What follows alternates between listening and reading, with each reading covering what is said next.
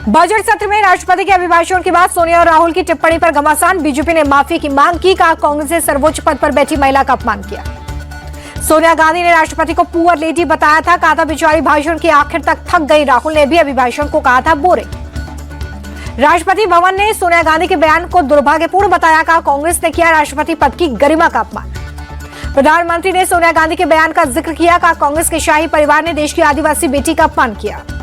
संसदीय कार्य मंत्री किरण रिजिजू ने सोनिया गांधी से माफी की मांग की, कहा राष्ट्रपति मुर्मू ने देश और समाज के लिए बड़े पैमाने पर काम किया। बीजेपी सांसद संबित पात्रा ने सोनिया गांधी के बयान को बताया दुखद, कहा राष्ट्रपति पर ऐसी टिप्पणी करना गलत। सोनिया गांधी की टिप्पणी को लेकर प्रियंका की सफाई, कहा मां ने सामान्य तौर पर कहा था भाषण पढ़कर थक गई होंगी। केसी वेणुगोपाल का बीजेपी पर पलटवार, कहा सोनिया गांधी राष्ट्रपति का पूरा सम्मान करती हैं। बीजेपी वास्तविक मुद्दों से ध्यान भटकाने के लिए ऐसे मुद्दे बना रही है। मोदी सरकार के तीसरे कार्यकाल का पहला बजट कल किया जाएगा पेश। आर्थिक सर्वेक्षण में ग्रोथ रेट करीब 6.5% रहने का अनुमान। इंडिया गठबंधन एकजुट होकर महंगाई, बेरोजगारी, कुंभकर्ण का मुद्दा उठाएगा, कांग्रेस नेता प्रमोद तिवारी का बयान। टीएमसी सांसद अभिषेक बनर्जी ने मोदी सरकार को बताया जनविरोधी, कहा बजट से उम्मीद करना बेकार। बजट सत्र से पहले पीएम मोदी का विपक्ष पर हमला, बोले 10 साल में पहला सत्र जब विदेश से चिंगारी नहीं सुलगी। प्रियंका गांधी का पलटवार, कहा ध्यान भटकाने के लिए ऐसी बातें करते हैं प्रधानमंत्री, पिछले सत्र में तो चर्चा ही नहीं की थी। राष्ट्रपति के अभिभाषण के साथ बजट सत्र की शुरुआत, प्रेसिडेंट ने सरकार की पिछले 10 साल की उपलब्धियां गिनवाई। राष्ट्रपति मुर्मू ने कहा कि गरीबों के विकास के लिए सरकार प्रतिबद्ध, जल्द ही भारत दुनिया की तीसरी सबसे बड़ी अर्थव्यवस्था बनेगा। अभिभाषण में राष्ट्रपति ने वन नेशन वन इलेक्शन का भी जिक्र किया, बोली सरकार एक देश एक चुनाव पर तेजी से कर रहा है काम। आरजेडी सांसद मनोज झा ने राष्ट्रपति के अभिभाषण पर तंज किया, बोले राष्ट्रपति को कैबिनेट का भाषण पढ़ने की परंपरा तोड़ने की आजादी हो। टीएमसी सांसद कल्याण बनर्जी ने राष्ट्रपति के बयान को निराशाजनक बताया, कहा 2024 और आज के भाषण में कोई अंतर नहीं था। कांग्रेस महासचिव केसी वेणुगोपाल बोले राष्ट्रपति को राजनीति भाषण देने के लिए कहा गया था, उनकी हर बात केवल झूठ और जुमला। दिल्ली के द्वारका में पीएम मोदी की रैली, आप पर जमकर साधा निशाना, कहा आपदा ने 11 साल में सबसे लड़ाई की। पीएम मोदी ने आपको झूठों की पार्टी बताया, कहा शीश महल बनवाने वालों को गरीबों का दर्द नहीं दिखेगा। बीजेपी सरकार आई तो जहां पर झुग्गी है वहां पर पक्का मकान बनाकर देंगे। प्रधानमंत्री ने यमुना के पानी को लेकर भी केजरीवाल को घेरा, बोले इतनी जहरीली राजनीति हमने कभी नहीं देखी। प्रधानमंत्री बोले कि कांग्रेस और आपदा अहंकार की पराकाष्ठा के प्रतीक है, खुद को दिल्ली का और दूसरा खुद को देश का मालिक समझता है। दिल्ली चुनाव से 5 दिन पहले आम आदमी पार्टी को बड़ा झटका, 7 विधायकों ने पार्टी छोड़ी।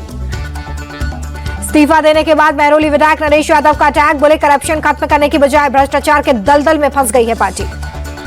7 आप विधायकों के इस्तीफे देने पर बीजेपी का तंज, कहा केजरीवाल के विधायक ही भ्रष्टाचार से परेशान हैं।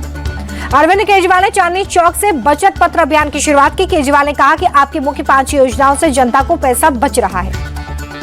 दिल्ली के राजेंद्र नगर में आप सांसद राघव चड्ढा ने किया रोड शो, दुर्गेश पाठक के लिए मांगे वोट, कहा यहां से हमारी जीत पक्की। दिल्ली के कोंडली में पंजाब के मुख्यमंत्री भगवंत मान ने किया रोड शो, चुनाव आयोग पर साधा निशाना, कहा जो पैसे बांट रहे उन पर कार्रवाई करने की बजाय मेरे घर पर छापा मारा। यमुना के पानी को लेकर चुनाव आयोग से मिले केजरीवाल, 6 पन्नों की चिट्ठी में 5 सवालों के जवाब दिए, कहा हिंदू धर्म में पानी रोकने से बड़ा कोई पाप नहीं। दिल्ली के वजीराबाद में यमुना घाट पर पहुंचे हरियाणा के मुख्यमंत्री सैनी, कहा उनका राज्य यमुना को साफ पानी भेजता है, दिल्ली आकर ये गंदा हो जाता है। दिल्ली में केजरीवाल के घर के बाहर यूथ कांग्रेस का प्रदर्शन, केजरीवाल के पोस्टर को यमुना के पानी से नहलाया। टीएमसी सांसद अभिषेक बनर्जी का बयान, कहा हम चाहते हैं कि दिल्ली में आम आदमी पार्टी जीते। दिल्ली के बली मारान से आप उम्मीदवार इमरान हुसैन का विरोध, प्रचार के दौरान लोगों ने मुर्दाबाद के नारे लगाए। दिल्ली के मोदी नगर में उत्तराखंड के मुख्यमंत्री पुष्कर सिंह धामी ने की रैली, बीजेपी प्रत्याशी के लिए मांगा वोट। बीजेपी सांसद मनोज तिवारी ने जताया भरोसा, कहा 5 फरवरी को आपका होगा सफाया। दिल्ली चुनाव में उतरेंगे एनडीए सांसद, कल से 3 फरवरी तक करेंगे जनसंपर्क। दिल्ली के नागलोई में प्रियंका गांधी का road show, candidate Rohit Chaudhary के लिए मांगा समर्थन। राहुल गांधी ने बीजेपी और आप पर साधा निशाना, कहा दोनों झूठे वादे करते हैं, दिल्ली में विकास सिर्फ कांग्रेस के समय में हुआ। पीएम मोदी के बयान पर आप प्रवक्ता प्रियंका कक्कड़ का पलटवार, बोली झूठ पर झूठ बोलते हैं प्रधानमंत्री, 100 स्मार्ट सिटी के वादे का क्या हुआ। जल्द अमेरिका का दौरा कर सकते हैं पीएम मोदी, विदेश मंत्रालय ने कहा भारत और अमेरिका के बीच रणनीतिक साझेदारी को और मजबूत करने पर होगा फोकस। दिल्ली में world forum of accountants seminar हुआ, रक्षा मंत्री राजनाथ सिंह शामिल हुए, कहा भारत वैश्विक मंच पर एक उभरती हुई शक्ति। ओवैसी ने वक्फ विधेयक पर गठित जेपीसी के रवैये पर आपत्ति जताई। चिट्ठी लिखकर कहा, बिना मेरी जानकारी के मेरे सुझाव के कुछ हिस्से को हटाया गया हिस्सा विवादों से भरा हुआ नहीं था। यूपी के मिल्कीपुर में सपा सांसद डिंपल यादव के रोड शो को लेकर हुआ केस दर्ज। आचार संहिता के उल्लंघन का आरोप है। परमिशन से ज्यादा गाड़ियां शामिल की गई थी। परीक्षा केंद्र में बुर्के पर पाबंदी लगाने के नीतीश राणे की मांग पर भड़की समाजवादी पार्टी। कहा, सरकार ने अगर मांगे मानी तो कोर्ट जाएंगे। महाकुंभ हादसे पर अखिलेश यादव ने योगी सरकार को घेरा। कहा, सरकार मौत का आंकड़ा छिपा रही है ताकि मुआवजा न देना पड़े। महाकुंभ हादसे को रवि किशन ने पीड़ादायक बताया। कहा, किसी की भी मृत्यु पर राजनीति करना दुखद। महाकुंभ भगदड़ को लेकर कांग्रेस नेता सचिन पायलट ने साधा निशाना। कहा, सरकार को घटना की सही जानकारी देनी चाहिए। महाकुंभ भगदड़ पर राज्यसभा सांसद दिनेश शर्मा बोले, जो घटना हुई वो दुर्भाग्यपूर्ण, ऐसा नहीं होना चाहिए था।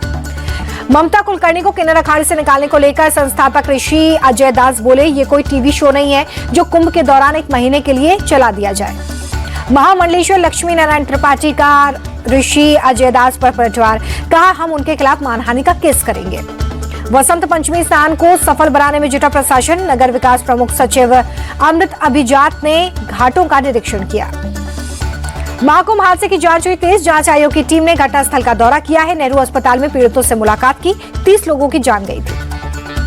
नगीना से सांसद चंद्रशेखर आजाद का अटैक। अव्यवस्था की वजह से हुई यह घटना आस्था को इवेंट बना दिया गया। प्रयागराज में भी संध्या आरती की गई। त्रिवेणी घाट पर भक्तों की भीड़। वाराणसी में मान मंदिर घाट के सामने गंगा नदी में 2 नाव की टक्कर हो गई। एनडीआरएफ और जल पुलिस ने सभी को सुरक्षित निकाला। सीएम योगी आदित्यनाथ ने अयोध्या का हवाई सर्वे किया। राम जन्मभूमि, हनुमानगढ़ी और सरयू घाट का जायजा लिया। अयोध्या में सरयू घाट पर संध्या आरती की गई। बड़े पैमाने पर श्रद्धालु शामिल। वाराणसी के दशाश्वमेध घाट पर होने वाली गंगा आरती 5 फरवरी तक के लिए अस्थायी रूप से रोक दी गई है। भीड़ को देखते हुए फैसला। कर्नाटक के सीएम सिद्धरामैया के खिलाफ मुद्दा जमीन आवंटन की शिकायत करने वाले एक्टिविस्ट स्नेहमयी कृष्णा को चेक बाउंस मामले में 6 महीने जेल की सजा। मैसूर में 3rd JMFC कोर्ट ने स्नेहमयी कृष्णा को सजा सुनाई है। सजा से बचने के लिए स्नेहमयी को 2 लाख रुपए का जुर्माना जमा करना होगा। तेलंगाना के मुख्यमंत्री रेवंत रेड्डी ने उस्मानिया जनरल हॉस्पिटल की नई बिल्डिंग का शिलान्यास किया। जम्मू कश्मीर के पुंछ में सेना ने घुसपैठ कर रहे 2 पाकिस्तानी आतंकियों को मार गिराया। सुरक्षा बलों ने इलाके में सर्च ऑपरेशन चलाया। छत्तीसगढ़ में एंटी नक्सल ऑपरेशन का असर। उत्तर बस्तर में 32 लाख के 7 इनामी नक्सलियों ने आत्मसमर्पण किया। सूत्रों के मुताबिक नाबालिग लड़के के पिता का महिला से अवैध संबंध था। घटना के समय लड़के के साथ उसकी मां और एक व्यक्ति मौजूद था। पुलिस ने आरोपी नाबालिग लड़के और उसकी मां और हत्या के समय मौजूद व्यक्ति को हिरासत में लिया है। सूत्रों के मुताबिक पुलिस को शक है कि अपनी मां के इशारे पर लड़के ने हमला किया। मुंबई पुलिस को बड़ी कामयाबी मिली। दाऊद और छोटा शकील गैंग से जुड़ा गैंगस्टर प्रकाश रतिलाल हिंगू 29 साल बाद पकड़ा गया। केरल की कोच्चि पुलिस ने एक ड्रग तस्कर को पकड़ा। ड्रग तस्करी के 4 अलग-अलग केस दर्ज हैं। महाराष्ट्र के गुलियान बेरी सिंड्रोम से मरने वालों की संख्या 4 हुई है। 18 मरीज वेंटिलेटर पर है।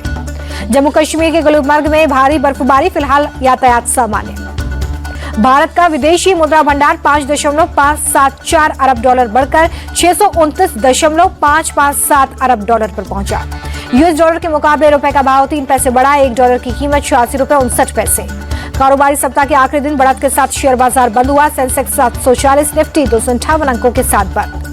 पूर्व भारतीय क्रिकेटर सचिन तेंदुलकर को साल 2024 का BCCI life time achievement award मिलेगा। ये पुरस्कार पाने वाले 31वें खिलाड़ी हैं। बुमराह को साल 2024 का BCCI men's cricket of the year और स्मृति मंदाना को इंडिया की बेस्ट वुमेन प्लेयर का अवार्ड मिलेगा। रेलवे के खिलाफ दिल्ली के बल्लेबाज विराट कोहली का बल्ला नहीं चला। 15 गेंद पर 6 रन बनाकर पवेलियन लौटे। हिमांशु सांगवान बोले, विराट कोहली का विकेट लेना सपने के सच होने जैसा है। नेशनल प्लेयर्स के साथ खेलने से बहुत कुछ सीखने को मिलता है। दिल्ली रणजी टीम के कप्तान आयुष बदोनी ने 99 रनों की पारी खेली। आयुष ने 3 छक्के 12 चौके लगाए। दिल्ली के खिलाफ रेलवे के गेंदबाज हिमांशु सांगवान और कुणाल यादव को 2-2 विकेट मिले। राहुल शर्मा, आयान चौधरी को 1-1 विकेट। झारखंड के कप्तान ईशान किशन का रणजी ट्रॉफी में खराब प्रदर्शन। तमिलनाडु के खिलाफ दूसरी पारी में 19 गेंदों पर 7 रन ही बनाए। रणजी ट्रॉफी में मुंबई के ऑलराउंडर शार्दुल ठाकुर का जलवा दिखा। मेघालय के खिलाफ हैट्रिक लेने के बाद तूफानी पारी खेली। 5 छक्के 9 चौके लगाए। रणजी ट्रॉफी में उत्तर प्रदेश के गेंदबाजों ने शर्मनाक प्रदर्शन किया। शिवम मावी, कुलदीप यादव, सौरभ शर्मा ने मध्य प्रदेश के खिलाफ जमकर रन लौटाए। मध्य प्रदेश की तरफ से हर्ष ने 258 रनों की पारी खेली है। हर्ष ने 25 चौके और 4 छक्के लगाए हैं।